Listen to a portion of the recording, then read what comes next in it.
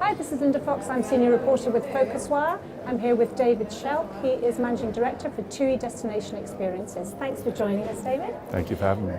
You've had a busy couple of years in terms of acquisitions. We had amusement last year, earlier in the year I think hotel beds, destination management content, and even a few years back at Sango.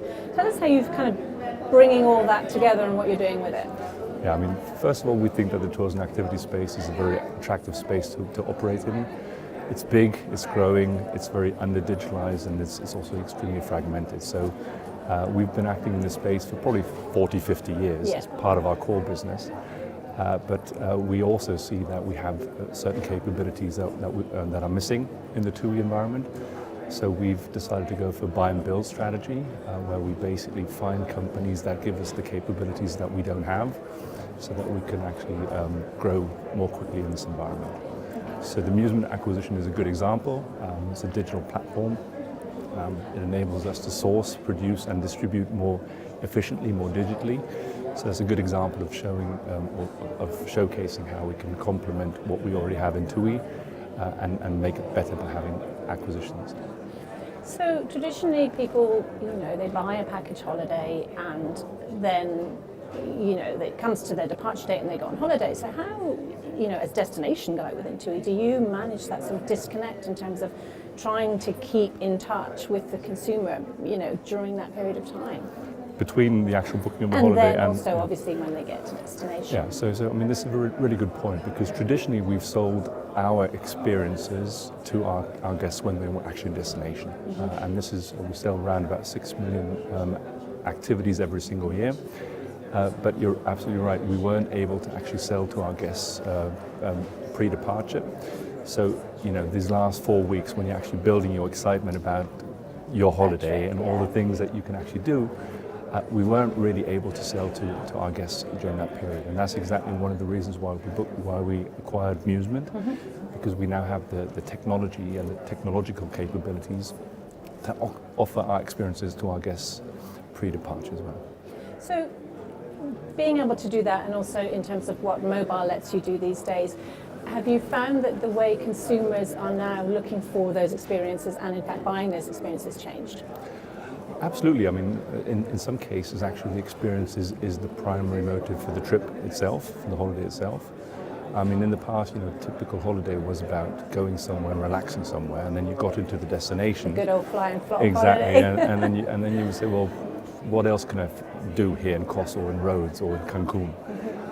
We're increasingly finding that, especially with the younger target groups, that the experience itself is actually more and more becoming the reason for doing the trip. So we have to engage with our customers much earlier in the funnel, and we have to put the experience much earlier in the actual booking funnel to make sure that we attract those guests that really are going for this very special experience. Did you find they were going to others? Yeah, I mean, there's a certain, the typical TUI customer, the package holiday customer, has a certain profile. Yeah. And yes, certain target groups are looking for different types of experiences. Sure. For example, younger target groups, for them a classic package holiday is less appealing than, for example, for family or for older couples or older guests. So we have to find new ways of attracting also these types of target groups into the TUI world. Of course. Yeah. So, just lost my train of thought. Excuse me for a minute. You're trialing lots of technology, augmented reality. I think you had a partnership with UTrip early last year. How do you decide what to trial first of all, and then at what point do you say, okay, yeah, this is working, let's do it, and let's not? It's a good question. I mean, we want to be very agile in the way we work and operate, and a big part of being agile is trialing out new things. So we have a team that looks at new ideas. We also get presented new ideas on quite a frequent basis. And we basically then choose things that we want to trial. So the ones that most appeal to us, we trial.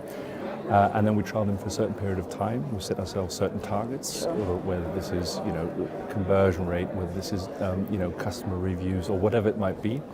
And if the trials deliver the results that we would like to see, then we bring them into our businesses and scale them up. And if not, we trial the next thing. And is your ambition to be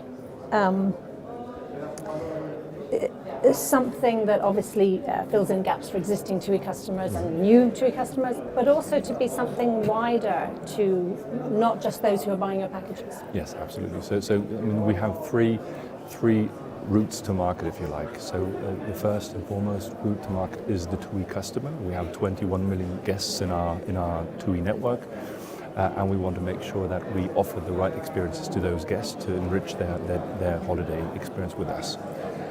In addition to that, we think that we can also offer the services that we offer to the TUI guests also to non-TUI guests. Yeah. And there's two ways of reaching those non-TUI guests. One is through partnerships with other companies. We've just announced a strategic partnership with Schelp, for example, to say, well, we have a very good offering for the TUI guests.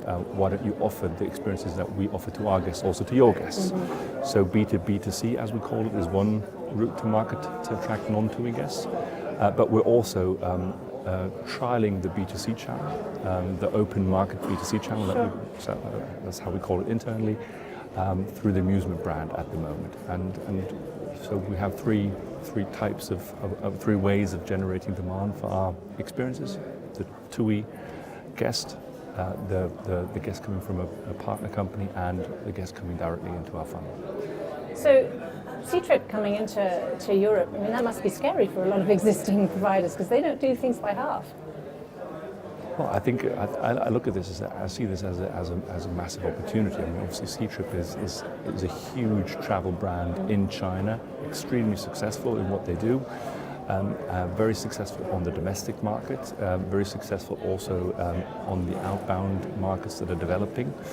And for us, it's a massive opportunity to work together with Schelp to offer Schelp the TUI products, but also Schelp-specific destination experiences. So I'm very much looking forward to the partnership and to seeing how that partnership will actually grow.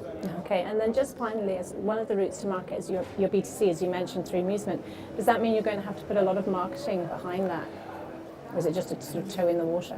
At the moment, we're not spending, obviously, the kind of money that other OTAs are spending, simply because we have a very good customer base that we don't have to acquire. Exactly. As well.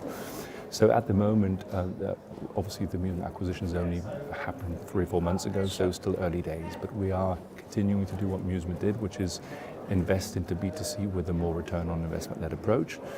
And we'll see how that develops. And if that's a means for us to attracting customers into the TUI Destination Experiences funnel, and we can turn them into loyal customers, we'll continue to do that. Potentially we can also upsell other TUI products to these customers. Exactly. So at the moment we're trialing it a bit, and we'll see how it goes. Okay, David, thank you for your time. Thank you, Linda.